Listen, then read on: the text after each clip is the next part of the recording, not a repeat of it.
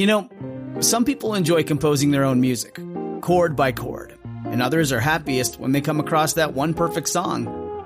Work is not a lot different than that. Whether you prefer building your own workflow or using a pre-made template, with Monday.com, you and the team can work in a way that's comfortable for everyone. Tap the banner to go to Monday.com and build your own amazing workflow, or find an awesome template. No judgment.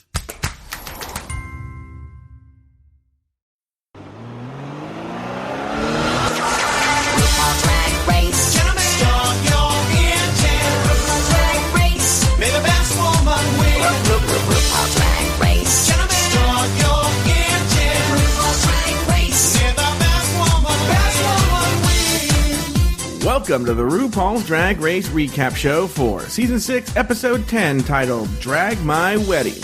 My name is Joe Betance, and I am joined, as always, by one reactionary co-host. From the podcast Pod is my co-pilot. Please say... You fucking bitch. To Taylor, the Latte Boy. But I'm feeling very attacked! Oh my gosh. Was that a good reaction? Was that reactionary? Oh yeah, that was very reactionary. Thank you. Hello, how are you? Hello. I'm good. I'm sitting here on a rainy night with a dear friend talking about men in dresses. Is it cold over there in Florida right now? No, we are getting a cold front coming through, I think, tomorrow evening. Mm-hmm. And the low is going to be 73 on Wednesday. So this is really the first blast of fall that we're going to get here in Florida. In the morning, it's supposed to be like in the 50s. But that will quickly go away once the sun comes up. Because we had it had been beautiful up until like Sunday. It was like in the 70s and 80s and clear skies. And then it started yesterday, but today and tomorrow it's 105. Literally? Literally 105. Oh my god! But then it leaves Wednesday. It's actually like it's a true heat wave. Comes in and then it goes out, and then back to I think Thursday or Friday it's back to 70s and 80s. Anyway, traffic on the fives. Taylor, what's going on out there?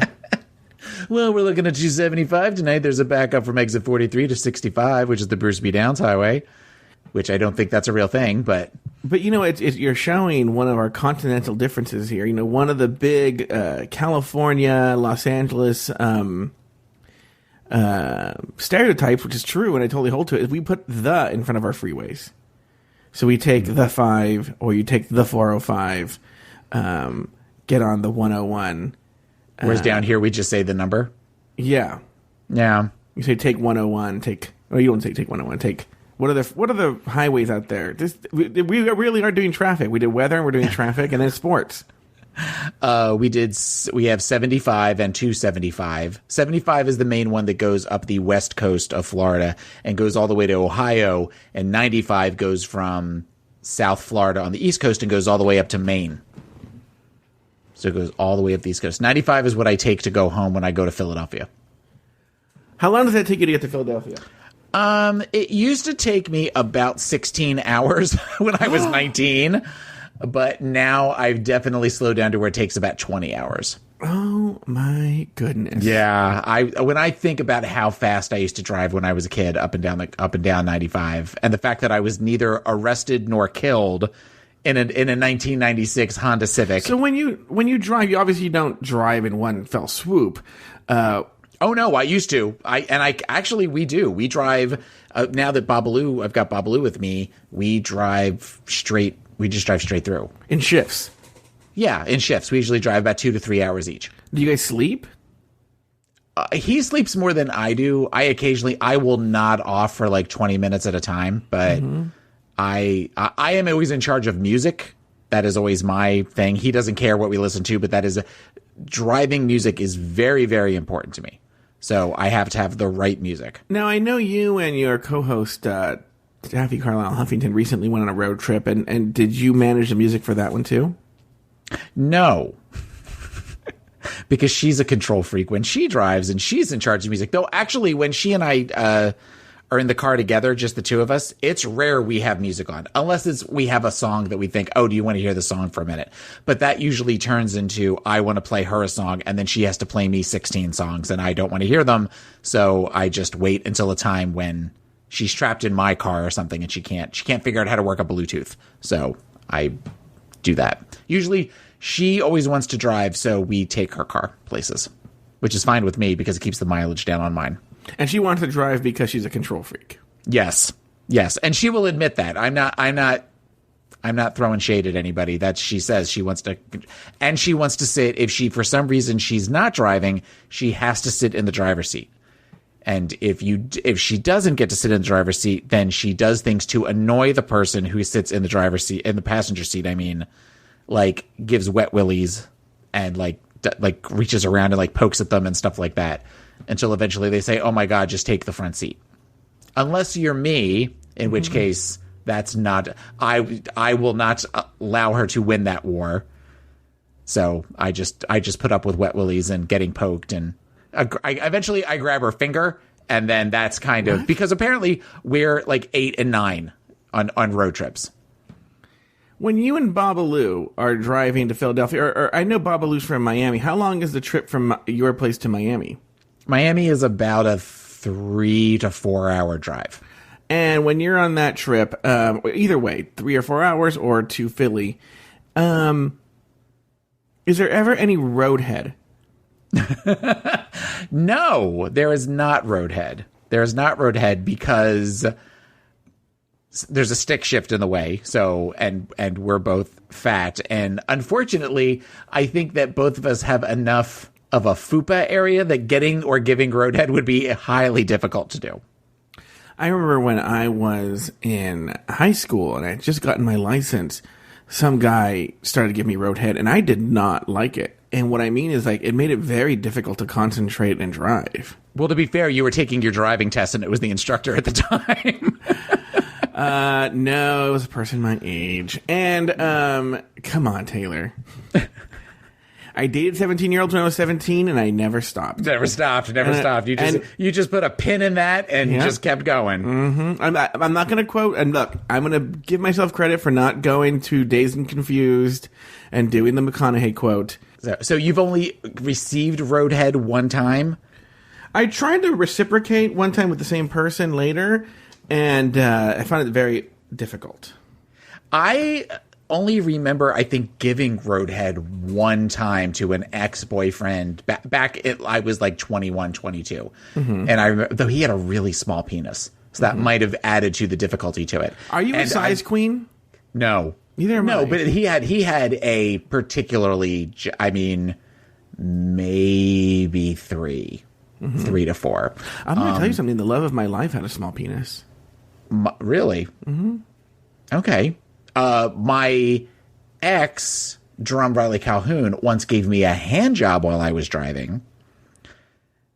But I did not do the same to him because I was driving. I could have given him roadhead because he had an enormous penis. Oh, well, hold on. I have been with guys, and I find this very hot, who masturbate while I'm driving. Not me. They masturbate themselves. And I'm a big fan of that. See, that would be I would be so distracted. Worried. Yeah, that's too distracting. Because a guy stroking your dick while you're driving is not distracting at all.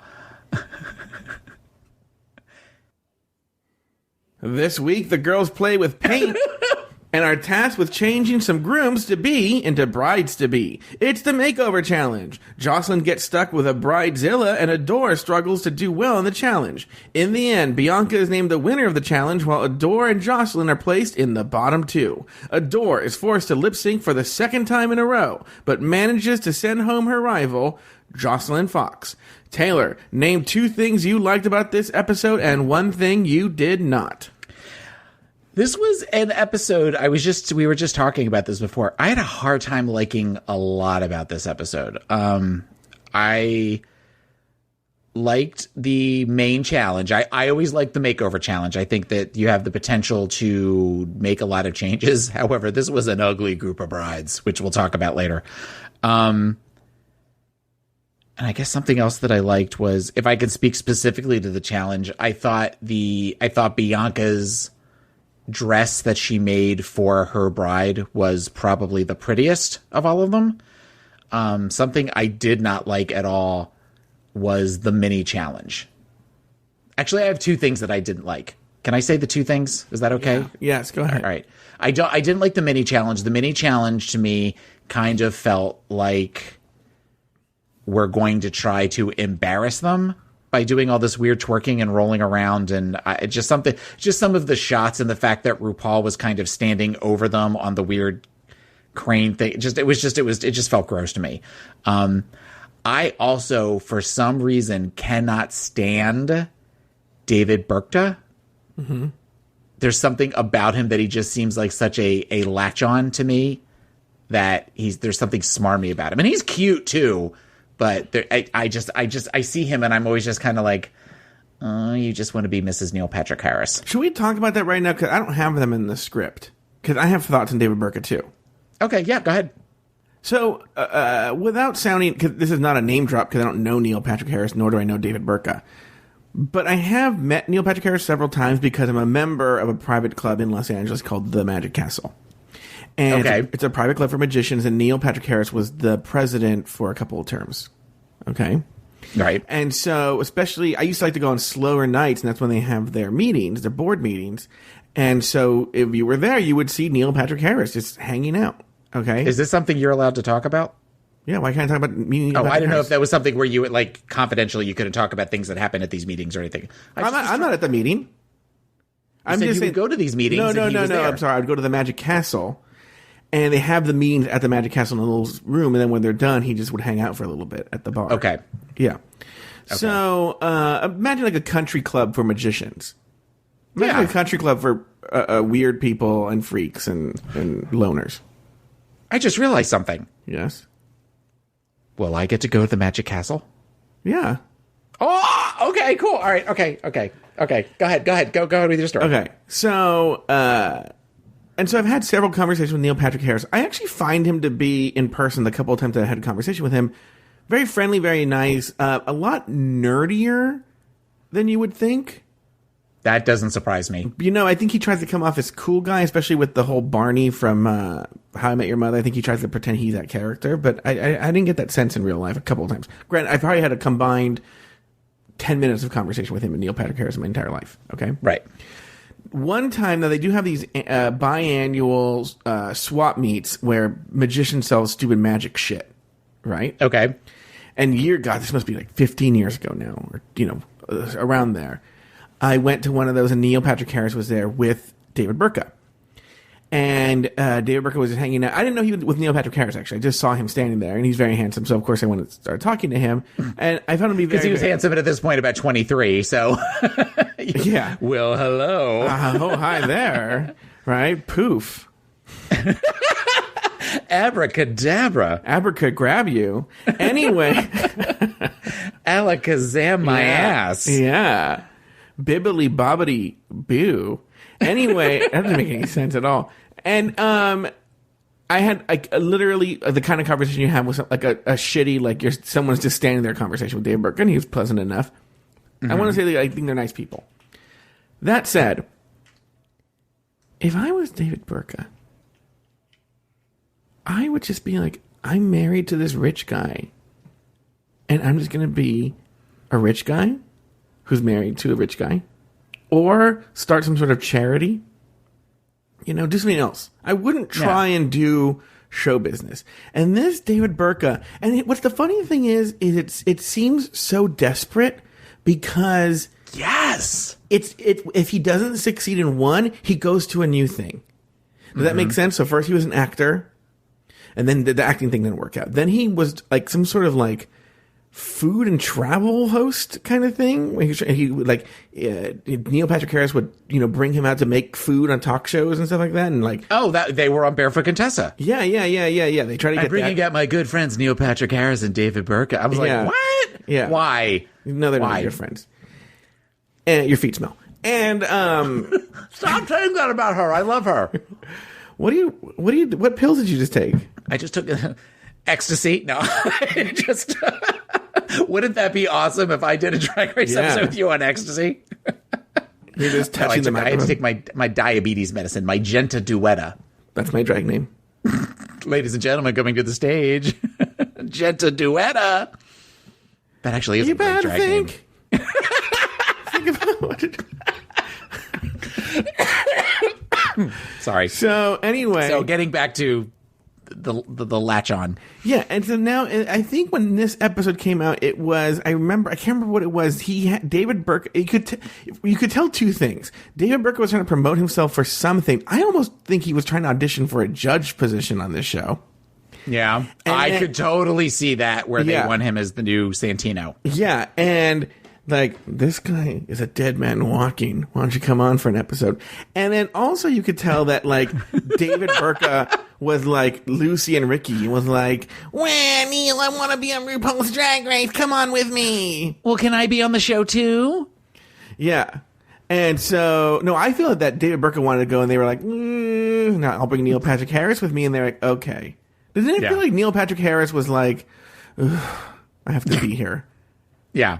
So, but like I said, they're both very nice people, and I think David Burka just desperately wants to have his own thing. But I think there's nothing wrong. We have come far in the gay community to get to be where some of us get to be ladies who lunch, and I think that he could be paving the way for other gaydies who lunch. I would love to be a gaydie who lunch. Now, Taylor, you wouldn't happen to know what it's like you have your own podcast and everything like that. Like, Babalu has no interest at all, right? Babalu's not trying to be a podcaster or anything. Not anymore. I wish I could for a little while. I wish I could have listened to That's So Babalu, which was his podcast. Is it still available on iTunes, or did he take it down? Yeah, I don't know. I have a couple of episodes. I can send them to you privately. Was it good? Did you listen? Cut to where you edit in the episode. Like the 10-minute episode right in the middle of Drag Race. So anyway, David Burka, it seemed desperate. I was just, and he was boring. And that's the thing too. This is the thing that David Burka doesn't get. He's an empty vessel. He's very attractive. He's very handsome. He has TV looks. Mm-hmm. He makes the right faces, but he's just fucking boring. I'll be honest with you. And I know this is not going to give me a lot of fun with the gays, right? I think Neil Patrick Harris is boring. Neil Patrick Harris speaks to a certain type of gay, I think. So I don't. The white, thin-lipped, boring gays? The ones that know a lot about theater, the ones that maybe are a little odd, but still, like, that they could be into success and they can travel through and all that kind of stuff. I don't not like Neil Patrick Harris. I don't get super excited when I see anything with Neil Patrick Harris in it. It's just sort of a like, oh, that's nice. He's hosting the Tonys. And then for a while, it felt like anytime there was an award show, they kind of shoved him in front of it. And then it was like, all right, I'm sick of looking at you. Well, it's one of these things, too, where his revival came out of a joke. Where he couldn't get arrested in this town. Mm-hmm. And then they made those Harold and Kumar movies where they were essentially making fun of him. Yeah. But they did it in such a way where it allowed him to be cool and rescue his career. And so, and he was smart enough to have a sense of humor about himself, which was really smart. And then I think that, and then How I Met Your Mother was a hit. But then, like, sometimes you have a hit TV show and then that's it. And also, you're not that character. And I think that's where he's sort of trapped. And like I said, I think he wants that nerdy side to come out.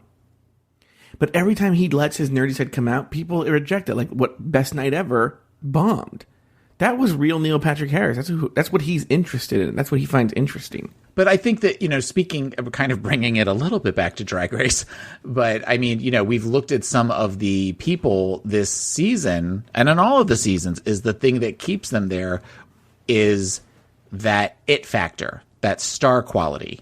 And Neil Patrick Harris, good, bad, or whatever, has that sense of star quality, whereas David Burka, who wants celebrity on his own so much, he is, I think you saying, an empty vessel. He just doesn't have, there is no appeal to him.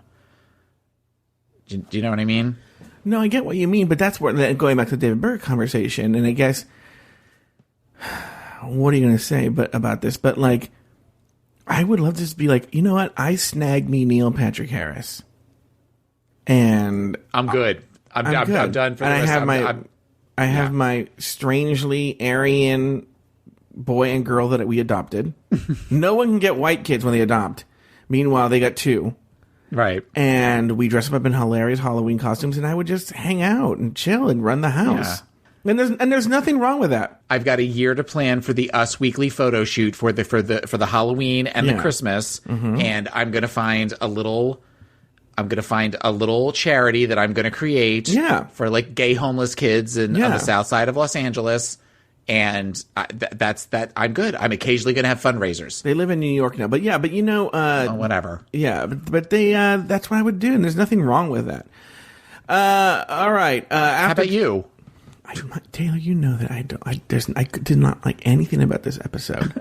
I know. At all. That's why we just spent 20 minutes talking about David Berga. We're going to maybe talk about 1 minute about this episode, and then, like, I was like, let's make these fast episodes. It's going to be the normal length episode, but this time instead of talking about dragons, we're talking about Neil Patrick Harris and David Berka.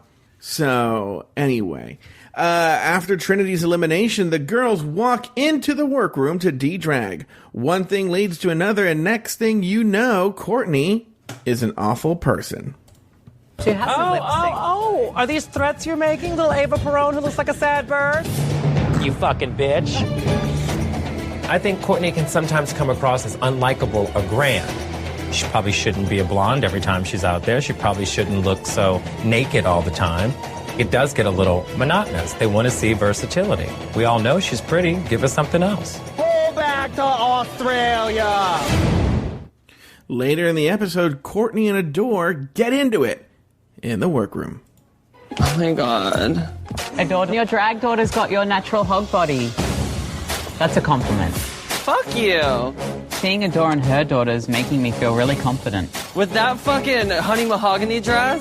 Better than a honey mahog body. Now, Taylor, I mean, this is one of the few storylines, kind of, that's in this show. Yeah. In this episode. What were your thoughts here on the little war between Adore and Courtney? They're trying to paint Courtney as the villain. I think they're trying to paint Courtney as interesting. Yeah. And this was really the best they could do with this. This episode and the next episode are very weak storyline wise. There isn't a lot going on with either one. And I think they needed something, so she gave them a couple of little reads. The honey mahog body is kind of funny, but poor honey mahogany, by the way. What? Poor honey mahogany. I know, right? Getting dragged on Drag Race. Go ahead. Dragged on Drag Race. It's just kind of like all right. She's watching this season again. Courtney is very pretty. Mm-hmm.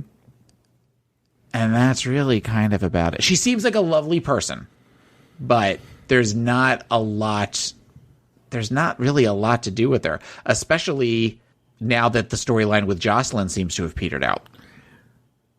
Yes. And also, like, look, it is coming back to what we've always thought was the fundamental difference here between RuPaul's Drag Race and real drag. And not to quote Jasmine Masters from season 7, but, well, this is actually from her videos, but Jasmine Masters was in season 7, and she has the famous quote, RuPaul's Drag Race done fucked up drag. Right. Right? Which I could see, if you're a big fan of drag, how you feel that RuPaul's Drag Race has fucked up drag. Because now people have this false perception that you're only a good drag queen if you're been on RuPaul's Drag Race, and 2, that it defines drag when I think it's 2 different elements. I think Courtney Act is a perfect example. I actually think Courtney Act might be a great drag queen. I get the sense she's a really good performer. Yeah. But I think you hear the same thing about Ginger Minj, but Ginger Minj is a little bit different in that Courtney's a very good performer, but isn't necessarily the most interesting television personality. I was going to say she doesn't make good television. No, because she's adjusted. She's well adjusted emotionally. She's mature. She's adult. And in fact, one of the things I was going to say, and this is what you're starting to see in this episode, and I don't want to talk too much about the next episode because we're going to be on it, but on the next episode as well, we're not going to be on the episode. We're going to talk about it at some point. Is the producers and editors are clearly trying to make something out of stuff that isn't there. They're trying to get blood from a stone. So even in this fight, and I'm using air quotes, my fingers, with a Courtney and Adore, you can tell that it's not a real fight. It's them fucking with each other. And they're laughing. But they're trying, same thing with the you fucking bitch at the beginning. Like the two sound clips you heard, if you're not able to see the episode, I'm telling you, but if you are able to see the episode, go back and watch. And you can see this throughout this episode and the next episode. It's false drama. It's created out of whole cloth. And they're just making it seem like it's angrier than it is. But you can tell that these girls are laughing when they say this. And I think the problem that they ran into on this season is that the final 5 girls like each other. Yeah. There wasn't a villain. No. I mean, they got close, I think, with Darian, but by the end, it just, especially because during an episode of Untucked, they all kind of called her on it. And she backed down right away, and she realized that the way she lashes out sometimes as a way to protect herself. And you're absolutely right. Well, they got rid of the villain when they got rid of Laganja. Yeah. Not that Laganja was a villain per se, but she was the focus. She was the focus of any negativity that was in the workroom. She was the tempest in the teapot. And then with her gone, everything settled down, and now these people who genuinely probably like each other are all left, and there's no drama. And what happens is with so few girls, they run into this problem with Untucked a lot, is with so few girls, there's nothing to build the episodes around, especially if there's no story. Yeah, I remember you saying on one of the other seasons that as the episodes get further in, Drag Race gets more interesting while Untucked gets more boring. And I would almost say that this season is the exception to the rule. I'm enjoying Untucked a lot more than I am these last couple of episodes of... And I get that there is that doctor drama, and there is where we're going to add the Japanese drums and, all that kind of stuff to make it more dramatic. But just, it feels like some of the moments, you can almost see the difference here and how they thought, well, maybe if we tweak Untucked for season 7, where it's that documentary style, because that was the first season they did that there were enough moments here that seemed like there were genuine moments that they decided to go that way, where I'm not sure, I'm getting all jumbled in my words, but yeah, whatever you're saying, that's fine. The next day, RuPaul walks into the workroom to announce this week's mini challenge. All right, ladies, for today's mini challenge, I'm commissioning you to create a series of abstract paintings in honor of marriage equality. I'm calling this collection, everybody say love. Love! You'll need to pad out these bodysuits. Then each of you needs to body paint a twerk of art. Shake your Picasso. Ooh, shake my Monet maker. So, okay, this was a visual challenge, so we really can't play much. It wouldn't make any sense, but Bianca won. I have no idea why. Yeah. Because hers didn't just look like finger paint. Hers, at least, there was a couple of things on it. So, same thing with Jocelyn's, though, I felt. Yeah. You could have picked anyone as the winner. It was a sort of bizarro... It was a way to play Geronimo, watch them twerk, and paint. Yeah, that's, I guess, what it really was it was a commercial for Geronimo, which, by the way... if we could just take an aside, the video for Geronimo, I have watched dozens of times over the years. Why? The guy, the little twerker guy that's in that is so fucking cute. I've never seen it, but that's the only reason I like that Tantric Hall has that Wizard of Oz one, the Low, that song Low. The one that's the lion? Oh my God. I have found him on Instagram. Oh, you have? Beautiful. Yes, I will send you his link. Because it says it actually, if you watch it on YouTube, that they list who all of the people are. And I like Googled him, and then I found I found either his Facebook page or he's gorgeous. He is fucking gorgeous. But the I think the kid's name in the Geronimo video is Julian Serrano. He's like, this is all he does is he twerks. That's pretty much it. He's this little like Hispanic boy with a baseball cap and little like booty shorts, and he's like smacks his ass around. Oh, now I gotta watch Geronimo. Yeah, it's plus, and this has nothing to do with the twerker, but I love the color scheme in it because it's all red and blue and black, And there's something about it that I really like. But it's a good video. But yes, that now makes sense because they do play Geronimo in it. And it's the whole thing. It just feels like when you watched like Fear Factor and you watched how stupid the people were on Fear Factor and the things they would do. Yeah, that's kind of what it felt like. That they were kind of, it was beneath all of them to do something like this, especially this far into a season. Yeah, it was dumb. It was a horrible mini challenge. Yeah. Back in the workroom, RuPaul explained this week's main challenge. Now, ladies, we're going to be looking for a strong family resemblance. You'll use materials from Fabric Planet and your own drag. As drag mothers of the bride, I want you to use your charisma, uniqueness, nerve, and talent to make their wedding the most important day of their life. But to do that, first, you need to meet the grooms. Welcome, gentlemen. Now, for this week's main challenge, you won't be making over these women. No, that'd be too easy. Instead, you'll use the magic of drag to transform these gallant grooms into blushing brides. All right, because this is the only, so ignore Jocelyn and Brandon. Let's talk about the other, because it's the only place we're going to do it. Let's talk about the other contestants, like Adore and their people.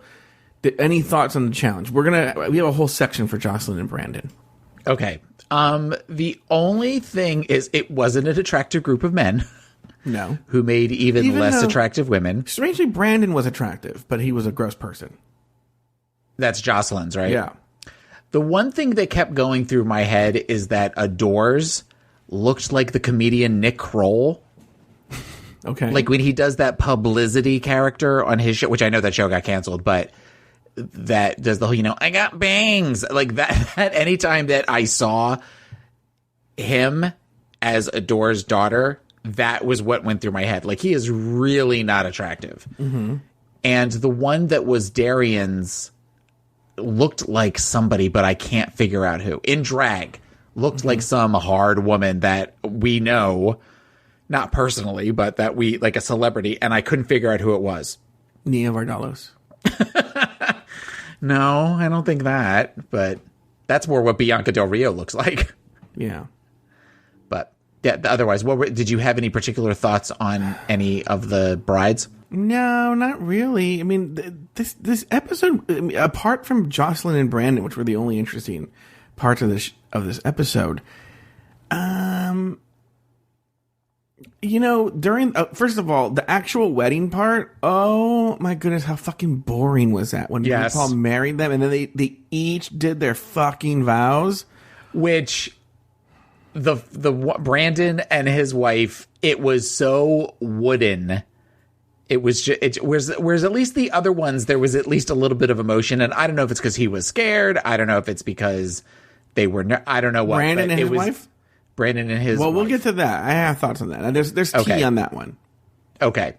So it's, but the rest of them were just kind of like, oh, for Christ's sakes, I don't care about these people. I guess the one where they did the RuPaul's Drag Race quotes was sort of interesting because they did the quotes. Is that Darian's? Was that Darian's? That might have been Darian's. The goth couple. Yeah, the goth couple. Yeah. But it was fucking boring. And then, like, you could tell there was a moment where David Berkowitz was just wiping his eye, and they tried to make it seem like he was crying. Like, no, he wasn't.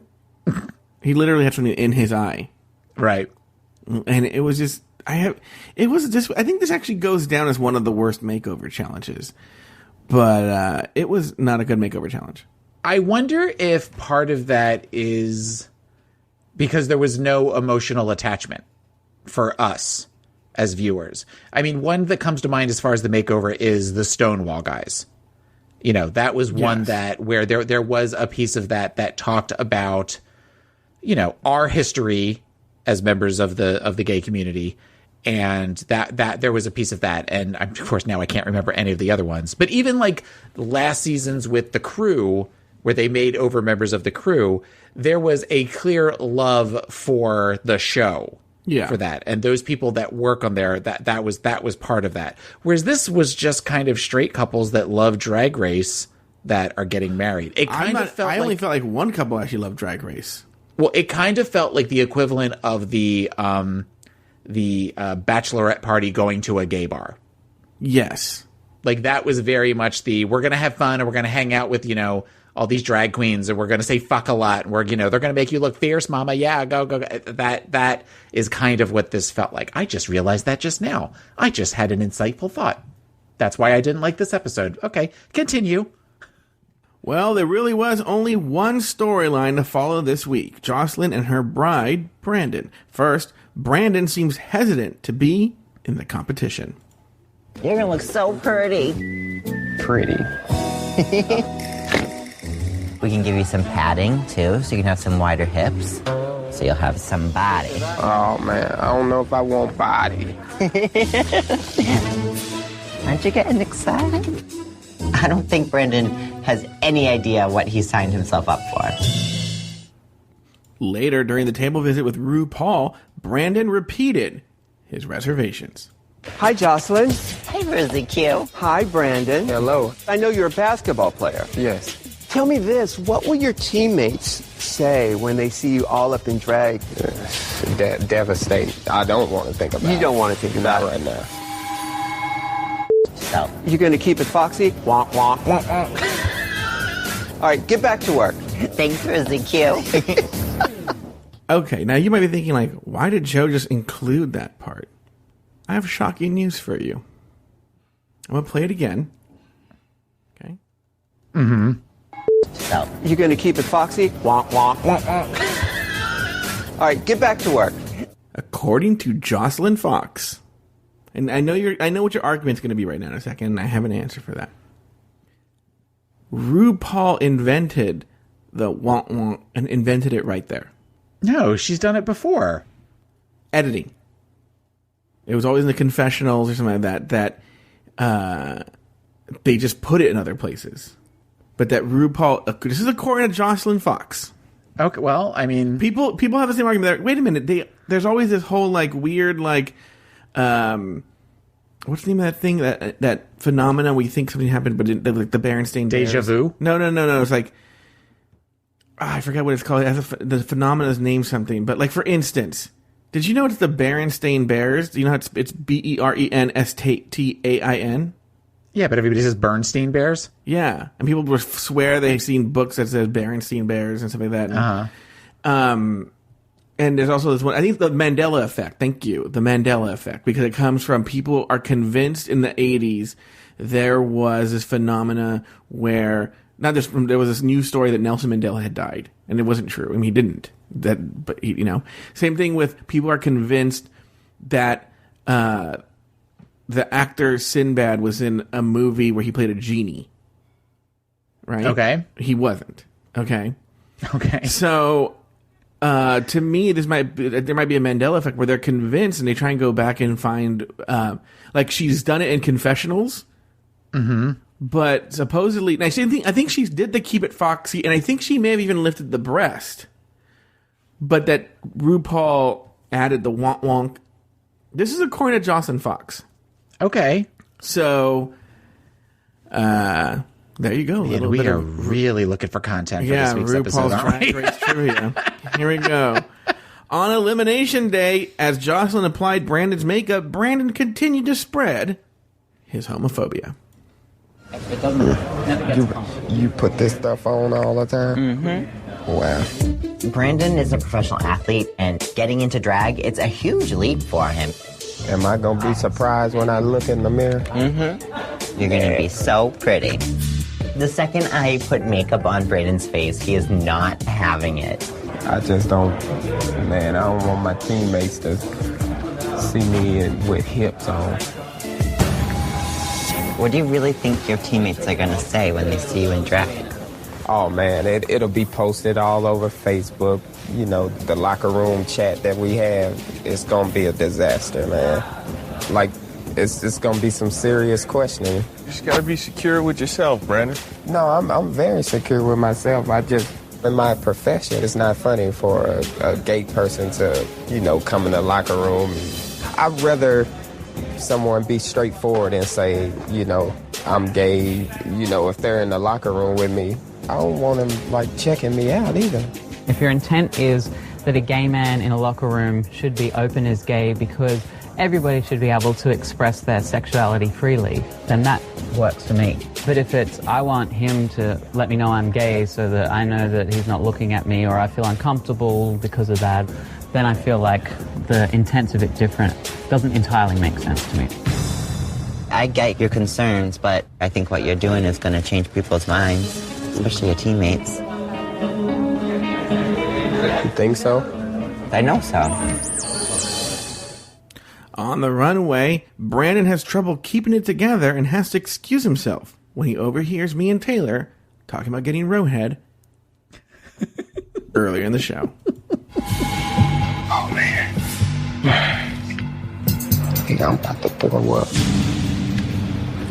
Yeah, like right now. Got a runaway bride. Okay. God, you did keep this in.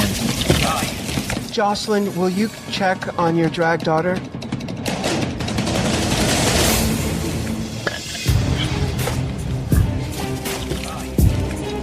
Oh, man, I'm sorry. No, don't be sorry. I'm sorry. Why is she sorry? Grosser when you're not watching it. No. And who knew that Jocelyn Fox was a registered nurse? Oh, yeah. Jocelyn, go away. Go help. What is Jocelyn going to do? What's she going to do? What is she going to do? That's... Oh, God. God, I hate this episode. I hate this episode so much. Okay, your thoughts on Jocelyn and Brandon. I have a fair bit of tea, but go ahead. All right. I don't understand if you are so concerned whether you are confident in your sexuality or not, as he said he was. If you are so concerned with the perception of others, why would you go on a show like RuPaul's Drag Race and get dressed up in drag for your wedding? That's very interesting, Taylor, because I actually have the answer to that very question. Okay, I am all ears. As Jocelyn explained at RuPaul's Drag Con this year, and there's actually video of it, I should have pulled the audio earlier, he was tricked, forced into it.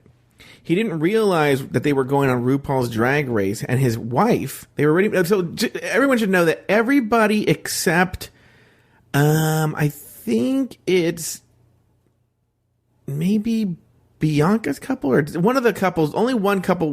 The one with the little small one that the woman could play Peter Pan. They were the only ones that were really not married.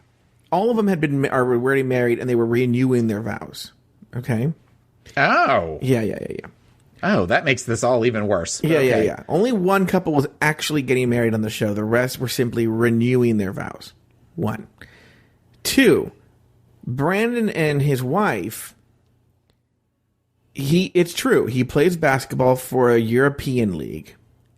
And the wife had found out that Brandon was cheating on her while on tour. So her revenge was this RuPaul's Drag Race episode. He did not realize until he showed up what she had done. And she did it as revenge on him for cheating on her.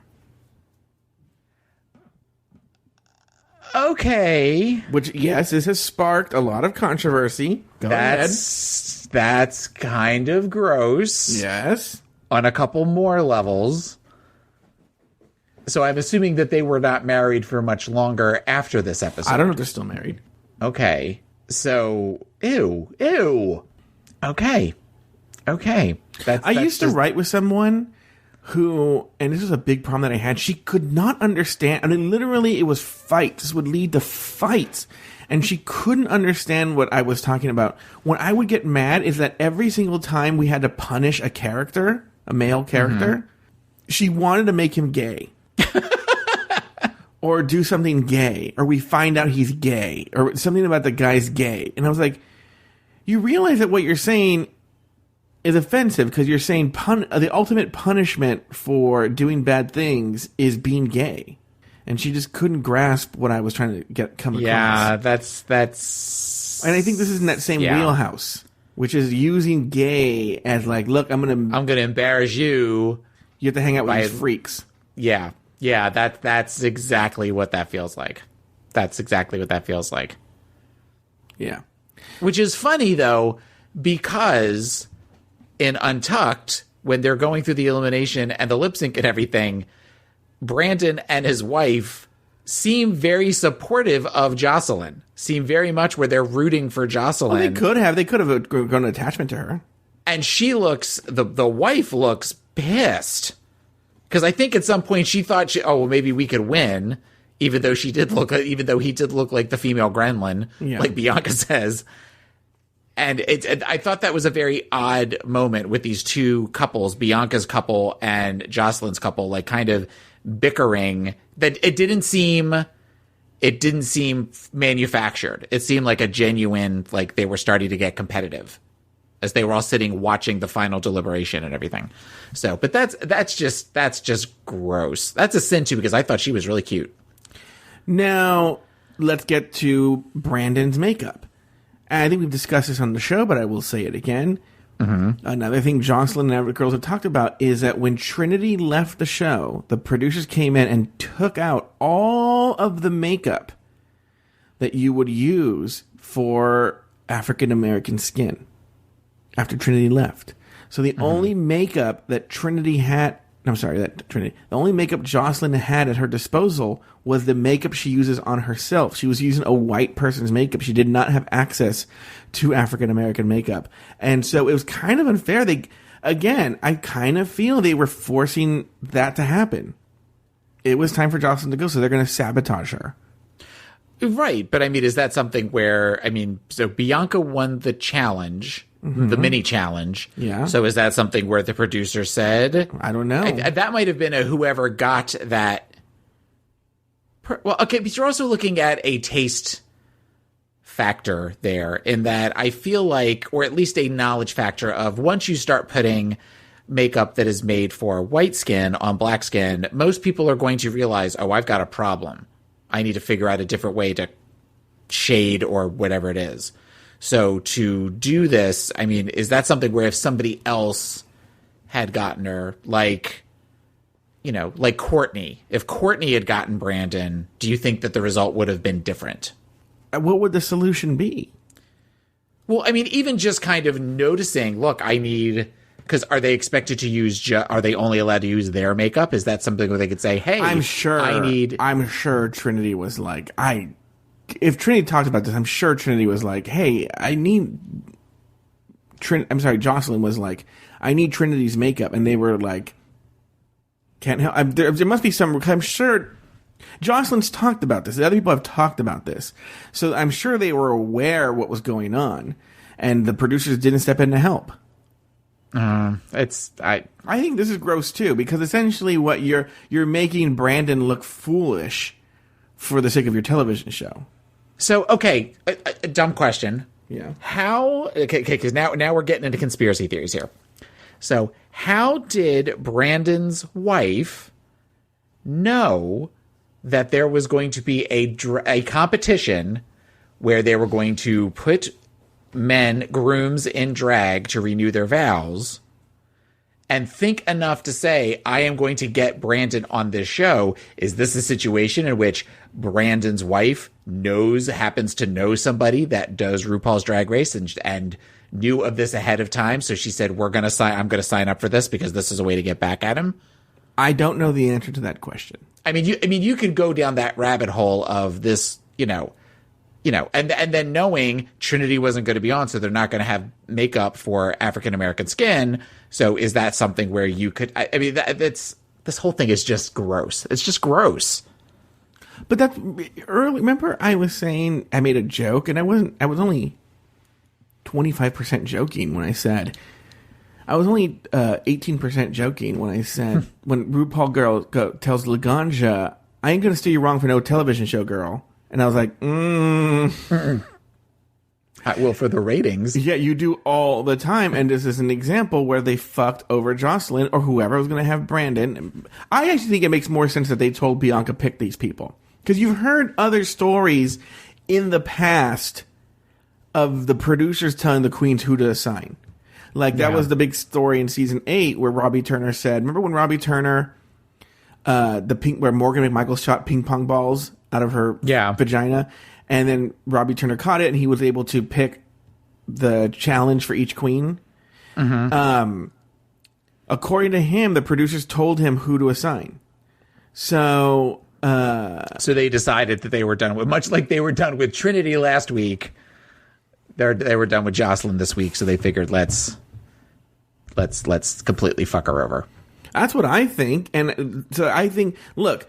Either way, let's say, for instance, it wasn't. Maybe Bianca really could assign it the way she wanted. Whoever got Brandon was gonna be fucked over. Yeah. So they led them astray for some fucking TV show. Anyway. No, now, Valentina, wear that mask on the runway. Well, here's the thing, is they know what outfit they're gonna wear. Does that make sense?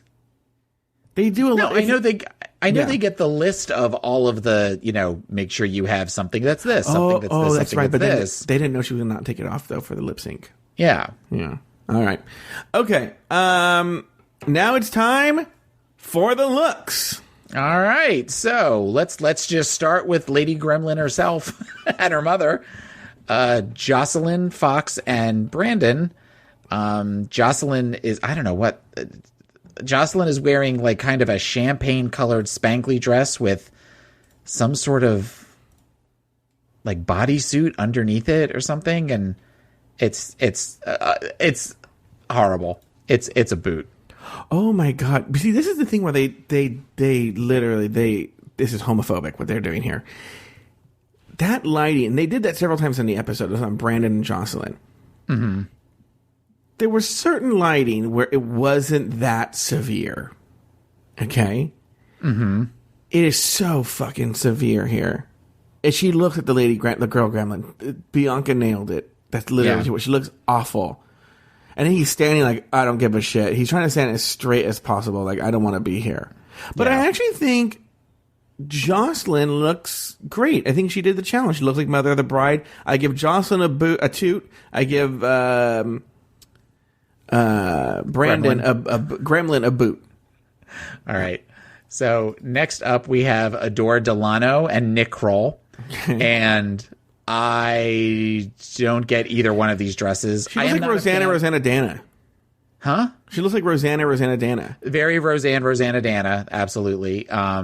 The wedding dress itself is horrible. It looks like something that looks like it was put together with a glue gun.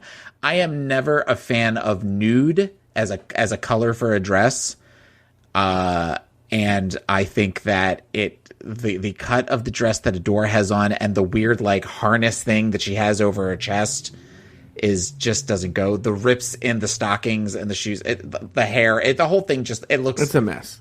It's sloppy. It's very sloppy, and it's very, oh, fuck, I have to come up with something to wear. So boot for both. Definite boot on the bride. Definite boot on Rosanna Dana, right?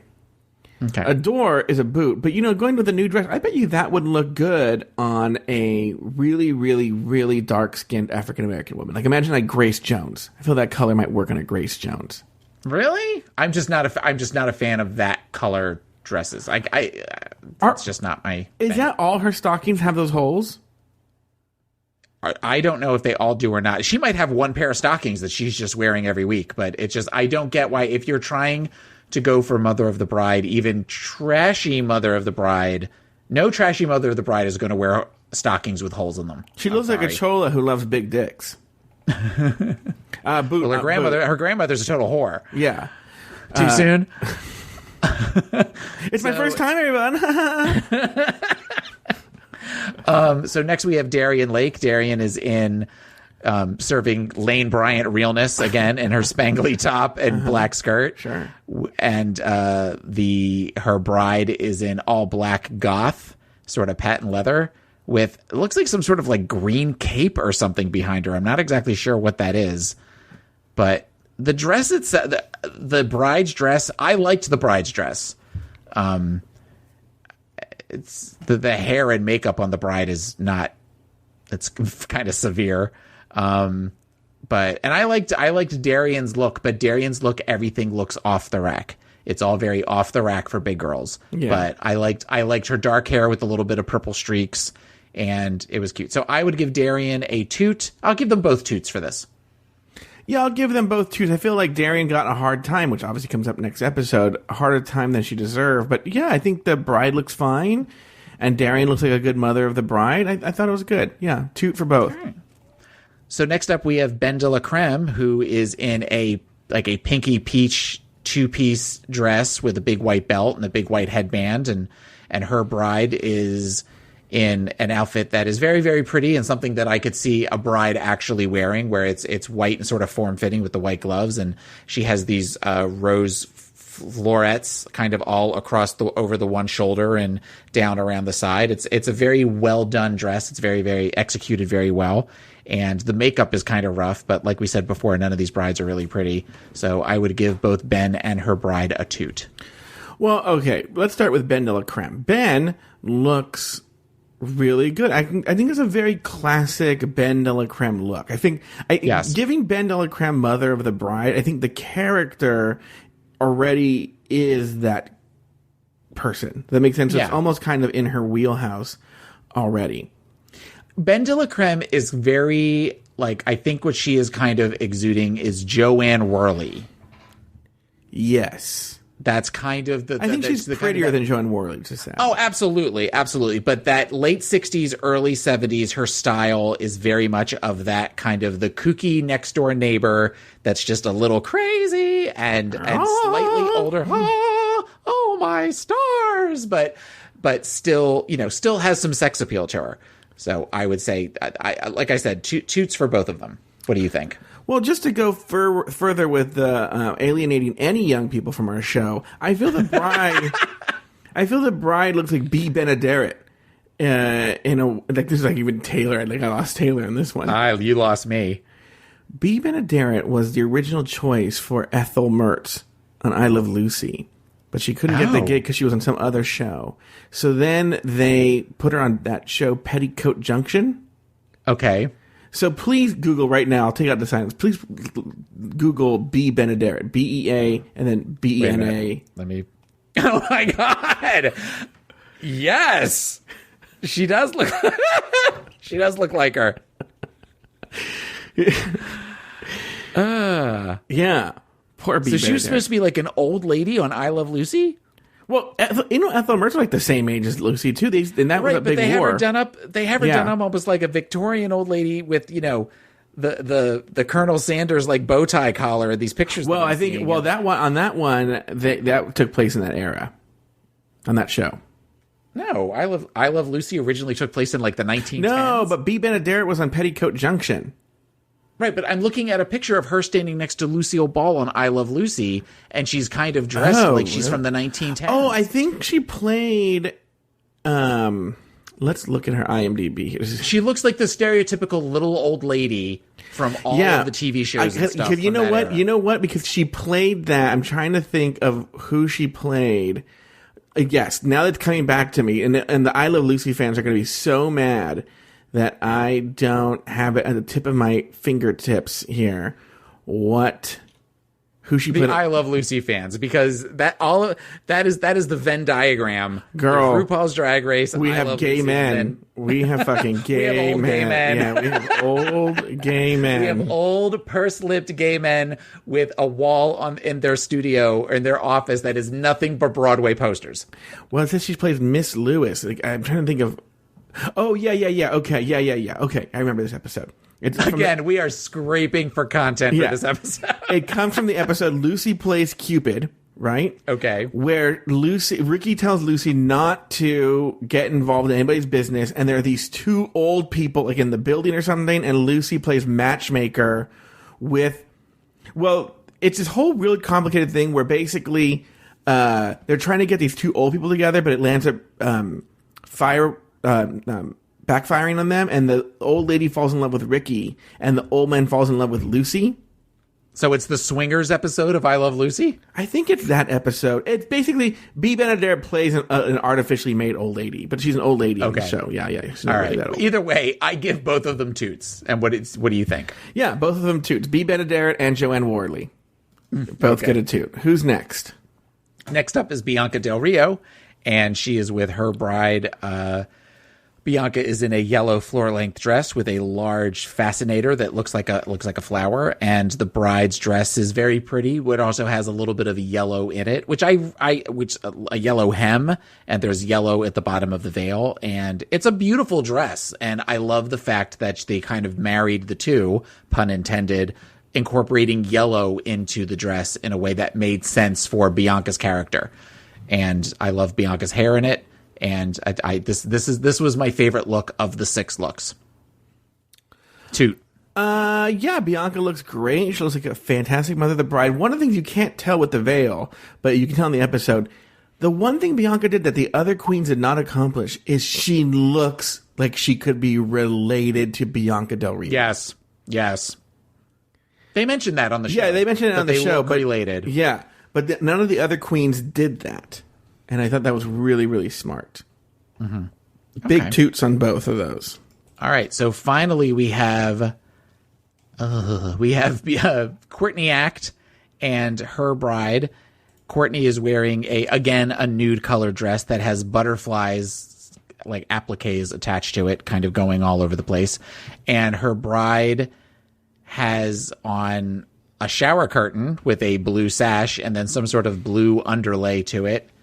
And also has butterflies, but they look kind of like terry cloth butterflies as compared to the realistic butterflies that Courtney has. They called Courtney on this as far as saying that she outdid her bride as far as her look looks better than the bride's look. Well, she looks like she's the bride. Yeah. So, and I like the dress for Courtney. It doesn't fit the challenge. No. It doesn't fit if you're supposed to be mother of the bride. A mother of the bride that didn't want to outshow her daughter would never wear a dress like this to a wedding. So I give both of them for that, in that regards, I give both of them a boot. Yeah, they both get a boot. No good. No es bueno. Yeah. All right. That's the looks. That's the looks. All right. Back on the runway, there is a super long and boring fake wedding and fake vows. People fake cry, and then the contestants are sent away and the judges deliberate. When RuPaul calls the girls back on stage, she names Adore and Jocelyn as the bottom 2 contestants and forces them into a lip-sync battle for their lives. The song? Think by Aretha Franklin, and this is the only version they have on Spotify, so you better think before you play the song. So this is the best we give you some sort of like... Aretha Franklin was somewhere performing live. Anyway, Taylor. This was an okay lip sync. This was not. I thought it was horrible. Actually, to be honest with you. Yeah, I thought Jocelyn in particular was not good. I think between the two of them, she should have gone home. But Adore's was the lesser of two evils. If they would have sent Adore home, I would have been like, yeah, that makes sense. Anyway, for some reason, Adore survived to see another day, while Jocelyn was asked to sashay away. Taylor, what did you think about this episode? Well, clearly I loved it. Clearly it was I've been waiting for this all season. Yeah, we've all been waiting for the wedding challenge. The wedding. Drag your wedding. Not my favorite. So. Yeah, I don't have any other final thoughts on this episode. I kind of just want to finish up. Speaking of freedom. Okay, well, that concludes this week's episode of RuPaul's Drag Race Recap. Join us next week and every week as we dissect, discuss, and deconstruct each episode during this very special season of RuPaul's Drag Race Recap. So, for Taylor the Latte Boy and myself, sashay away until next week.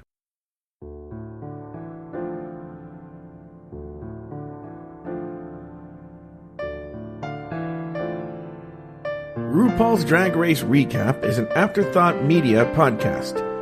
To learn more about Afterthought Media, visit afterthought.media. To support us on Patreon and to gain access to our other shows, please visit us at patreon.com/dragracerecap. For a small monthly fee, you gain access to hours of bonus content weekly, frequent live shows, and access to our extensive back catalog. To contact the show, email us at dragracerecap@gmail.com.